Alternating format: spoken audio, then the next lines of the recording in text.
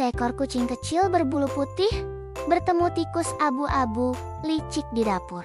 Mereka saling menatap serius seperti duel kungfu dengan musik tegang ala film aksi. Tiba-tiba tikus melempar keju ke arah kucing, tapi kucing malah memakannya dengan lahap. Kucing lalu melompat konyol, tapi terpeleset kulit pisang hingga terjatuh. Tikus menertawakan, namun tersandung sendok hingga ikut jatuh. Akhirnya, mereka berdua duduk berdampingan kelelahan, lalu saling melirik dan tertawa.